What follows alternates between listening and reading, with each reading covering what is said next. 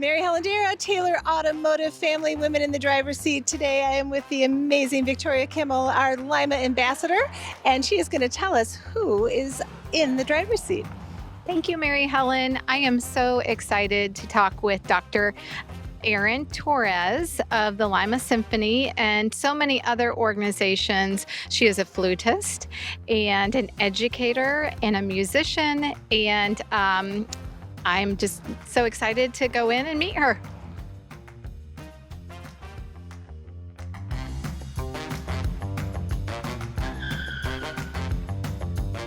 Erin, for those watching today who may not be familiar with your background, can you tell us a bit about your dual career as a performer and an educator? Absolutely. I'm glad you asked. A lot of musicians have a lot of plates in the air, for sure. But I would say that my favorite two plates, and probably the biggest ones, are that I am a college professor. I get to teach young people who love music every day, and that's really exciting. I teach at the Ohio Northern University. I teach at the College of Worcester. And I've gotten to teach music history. I teach theory. I teach, obviously, the flute side of things, but I also teach chamber music and solo performance and really just getting to be around people who are learning to be people. And that's really exciting. So that's one plate. The other plate is the performer plate. And that's also very near and dear to my heart. I spend a lot of time in the orchestral world, the classical Western European tradition. And I play principal with my beloved Lima Symphony Orchestra, as well as Newark Granville Symphony Orchestra, the Worthington Chamber Orchestra. I play principal with Queen City Opera in Cincinnati. And I also am solo flutist with the Columbus, Ohio Discovery Ensemble, which specializes in new music.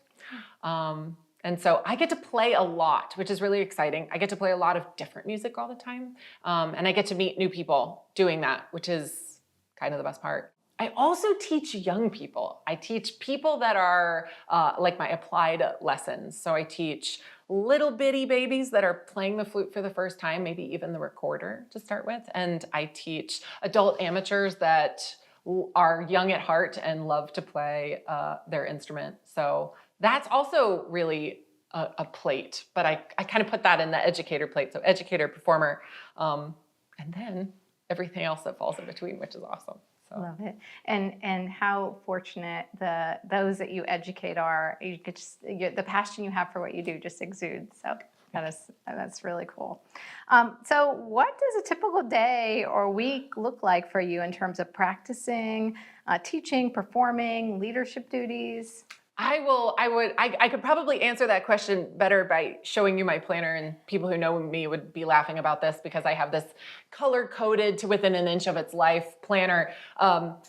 It takes a lot of planning, for sure. It takes a lot of organization. I think that's one of my favorite parts about what I do is that because there are so many exciting factors and so many things, you are kind of putting it all together, balancing it. That does take a little doing, but once everything's oiled, properly adjusted, it works really well. So my normal week looks like 5 days a week. I really am in the classroom. I'm doing my university work. That's like during the day. Sometimes students have concerts that they play. I really love to go and support them while they do that.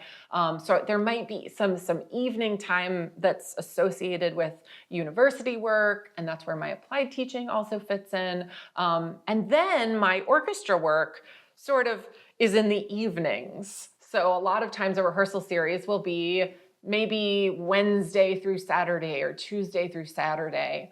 And that fits in kind of nicely on top of itself. I do have to make sure that the sleep that I get is really, really good in order to make it. So I'm leaving from one place to another. I do spend a lot of time on the road, which I love. I know that's not everybody's cup of tea, but I spend a lot of time driving. I live in one place, and I'm used that sort of as placement to get everywhere. And then the weekends I get to spend making music in my symphonies or in my chamber groups or with my duo partner, who's also my husband, lucky me. And then there's also still a lot of time for me and for him and for our ex-racer Greyhound rescue that we love, Arwen. So we spend a lot of time sort of trying to get out and see the city and see our spaces, see our communities. in between all of that is the practice. And this is the thing I'm always working with my students, because I always say, there's no right answer for this. You know, I think I have a lot of students that enter into my programs and they're like, well, I'm not a morning person. Am I going to be a successful flutist? You don't have to be a morning person. In fact, you actually don't have to be a morning person, right? Because your concerts are in the afternoon or evening. But you have to practice where it fits you personally, when that's going to be the most useful. And for me, that does happen to be the morning. I love the morning. So I will oftentimes sort of slide that into slots or build my schedule around the couple of hours that I need to do a day to make sure that I'm staying up on the instrument and also keeping up with all the different orchestras every week. It's always different repertoire. So usually that's like a Monday, Tuesday, making sure that I'm looking ahead and seeing what that repertoire looks like. I'm also a runner. And I started doing this, I started doing this about 10 years ago, and I cannot tell you what kind of balance that's brought into my life. It's something that I can just go out and do, and I don't have to be good at it. I can just do it with whatever, my 2 feet, and go. So I'm training for another marathon in October. Fantastic. And, Columbus. Yes, Columbus. Yeah. Mm-hmm. Flat and easy. The best. It is. Yeah. That's so cool to hear you talk about your day and your schedule. And there's a lot of nuggets in there that can be learned no matter whether you're a flutist or a professional or a student, right? The lessons of managing your time, having a calendar, planning it out. Having time for yourself. Which is really important. For practice, right? Whatever your discipline is. Owning. So thank you for sharing that. That was really great. What do you love most about your career? Oh, that's an easy answer. I know the answer. It's people. It's the greatest part. I was thinking, sometimes I get a little verklempt at how amazing this career is, because, you know, in November I was in Cuba playing my flute. You know what I mean? Last week, I was just telling you, last week I got back from 2 weeks of teaching high schooler musicians in Michigan. And here I am getting to talk to you today. I've never met you, and now we know each other. And I think that is the coolest thing about music. I'm always meeting somebody new. I'm always getting to learn about their community. Something about the arts, that connection, the humanity of it, it makes us want to know about ourselves. You seek it out, you seek art out because you want to know yourself and because you want to know the people that are around you. And it's not just the people that make art, it's people that are there in your community, the people that are there in the audience with you, or they're sharing the stage with you. You know, those are the relationships that keep the whole thing going. And I think that's probably what I'm the most addicted to. And that might involve loud cheering from an audience, but it also, I would get as much of an endorphin bump from sitting down and talking to somebody that's like, oh, I played the flute when I was in high school and I miss it. You know, it's the same exact thing, and it's the people. That's great. That is a bit of an unexpected answer. I really expected you to say something about the music or composer, you know, or symphonies. So that's, but it makes so much sense. So. You know, it's funny too, because I always think the two hats that you were asking me about they go back to people. I always feel sort of when I'm in the classroom that I'm on stage, and I know you guys are educators too, like you're on stage, right? You're in front of folks that, you know, they want to hear what you have to say, and I want to hear what they have to say. And I don't think as a performer that I've ever been standalone. I've never thought to myself, well, I can do whatever I want and it doesn't matter how anyone else reacts to it. I think it's a trifecta. It's the creator, the composer, is equal parts performer, is equal parts with audience. So if the audience doesn't like it, they're allowed to not like it, right? But that should mean something to us as a performer. That's my philosophy. I think it should mean something. I want my audience to get something from it, even if it's a challenge, but I want them to get something from it because that's how I'm getting something from it. Their reaction is part of my art. That immediate feedback that you see from them. I love that. what type of challenges have you faced as a woman in classical music, and how have you overcome those? That's an interesting question. I think any woman out there knows that there are challenges to face or challenges to overcome, but there's been so much work that's been done, especially in my industry, in terms of equality and brave women that came before me that sort of blazed the trails. So I am going to lean a little into the privilege. Like it has been a good career as a woman, and I am grateful to other women. And now my job becomes to uplift other women and support them in the way that we were. So not per se challenges. We all face them, I think. But I love that. That's really powerful. What would you tell a 16 or 18-year-old young musician or music student who dreams about joining a major orchestra or pursuing a career in music? What advice would you give to them? I get to give this advice a lot, so this is great. It's actually fun advice. My first gut reaction is you can do it. Don't let anything stand in the way of that. And I don't mean that as lip service, because I think there's a fair amount of that. Well, if you love it, it'll be great, it'll work out. It's hard. It's hard work. It's a lot of work in the practice room that people don't see. There's a lot of blood spilled that you don't notice, right? When you're just on the stage and you're getting to enjoy the fruits of your labor, for sure. But I would tell anybody that was thinking about being a musician, if your heart is pulled in that way, you can do it. And that there is nothing that will stop you from doing it. I actually went to school to be a lawyer. And I always love to share this with students. So I went to college to pursue a pre-law degree.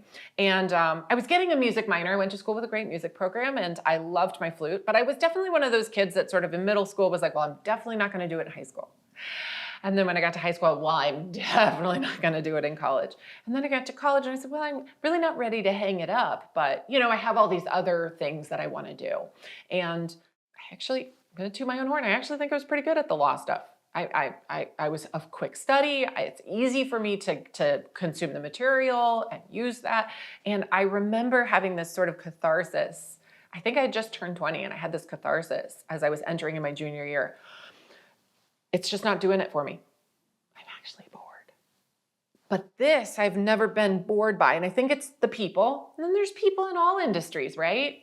But the way that I can connect with human beings in this way brings me closer to them in a way that I knew no matter how hard it would be, no matter how entry level it would be for a very long time, right? I knew that I could do it because the love bolsters it. And I almost hesitate to say that because I think it's really easy to fall into the trap of, well, if you love it, then it's not work. And I feel like that all the time, but it is also work. It's a lot of work and it's a lot of time and it's a lot of sacrifice. But if they've got it here, they'll get it here. I think the other thing that's so interesting about this that I always like to share with young students is that you will not be the best you can be at this instrument until the day you put it in its case and never take it out again. Wow. How lucky is that? So when I pick it up and something doesn't go the way that I want it to go, or a concert, or I chip a note, and I go home and I think about it, why did that happen? I practiced so hard. I think it's really easy to take the ego out of it because then you're like, oh, this is just where I am right now. The diamond is hardening, right? And it's just, that's where I am in my diamond, journey, right? And I think students, they sort of are like, I need to go to college for 4 years and then be the very best that I can be. And if I can't do that, maybe I'm not going to be able to make it. You have a whole life in front of you to solve the puzzle and to keep hardening. How exciting. Like that's, to me, that makes me not, this is it. And that's how I hope they feel. That's amazing. I mean, so inspiring on so many levels, and just, again, words of wisdom that so can apply to so many different situations. Thank you for sharing. Last question. What would a music-rich community look like and feel like to you? Oh, that's a great question. I think a music-rich community looks like music that anyone wants to appreciate, they have access to. Anyone. no matter station in life or where they are or cost. Like, I want all of those barriers to be removed so that anytime, and I mean this in terms of maybe the less obvious things, right? A lot of people think, if I don't know how to speak about music, if I'm not erudite enough, if I'm not intellectual enough about this, then maybe I shouldn't be there. Maybe I'm not allowed to love Beethoven because I didn't know exactly what he was going through when he wrote Eroica. Of course you can. You don't have to know anything about it to know that it makes you feel something about yourself as a human. That's all you need to know. And if you want to go to an R&B concert, you should have access to it. If I want to listen to completely weird, avant-garde, awesome, I should have access to it. We should all, a community that takes care of its constituents, that takes care of the people, that takes care of more than just their needs, right? Takes care of the things that make us feel as close to our humanity as possible. It looks like music that's available for all of those people and for all levels of access. And I will really applaud Lima because I think that this is a really special community in that way. It really, really is. There is art and music here in a generally small place, and it's accessible, and we're not perfect. We're always trying to build, but if you are moving in that direction, I mean, I dream about concerts being free, right? But that takes a community. That takes the whole thing. Yeah, that's a great dream. And I would agree with you. Lima is a very special community with so many things accessible in a relatively small community. Yeah. So thank you. That was a very great answer. And I also love how you talked about, I think, just allowing people to feel what they feel in music and letting people know that's okay. Yeah, it is. All right, buckle up. It's the lightning round. What is your favorite piece to perform on the flute, no matter how many times you've played it? Oh, well, can I have two? Of course. Yeah, whatever you like. I have one. The answer is Dvorak 9, Dvorak Symphony 9. I might cry. My dad always used to play it for me when I was little. And they're not classical musicians. I think every day they sort of go, where did you come from? And so I think every time I hear it, there's also that sentimental connection, but that piece spoke so much to him as a young person. And it's in my soul. I can sing every note. And fun fact, the second flute that's the best part. The second flute is the best part of Dvorak 9. What composer would you invite to dinner, living or dead? David Bowie. I love it. I would really, really, really like to sit down with David Bowie. I got some questions for David Bowie. What's your secret pre-concert ritual? Secret pre-concert. Okay. Well, I'm a morning person, and that's really troublesome for someone who makes their living performing at night. Yeah, that's a good advantage. So my pre-concert ritual, if I get my way, sometimes it's too busy for that, but if I get my way, it is definitely you down a delicious espresso, and then you go take a 30 to 45 minute, do not go past this, danger zone, 30 to 45 minute nap. Oh, and then the coffee, the caffeine hits your system in that hour, and you wake up and you're ready to roll. Here I am. Let's go. All right. Which musical era would you time travel to for a jam session? I would love to sit in one of the earliest symphonies, like Sammartini or Stamitz, one of these where we first started playing with dynamics in the orchestra, the Mannheim crescendo. I think that would be really neat. But the other part of me also thinks it would be cool to jam at Woodstock with like Jimi Hendrix or something. Yeah. I don't know if I'd have the chops to do that, but I would try if you bring the time. All right, let's bring it home. Which is harder, sight reading or parallel parking? I like both of them, and I'm excellent at both of them. I will toot my own horn on that. I can imagine you would be. I think probably, I guess, parallel parking, but I'm actually really good at that, but I'm really good at sight reading. Okay. I shouldn't actually say how much. That goes to your question about balancing your time. Yes. Really, really, really good at sight reading. you so much for being here, and you. you've been so inspiring. And I can't wait to just I want to go home and listen to some music, and you'll definitely come to mind. Thank you.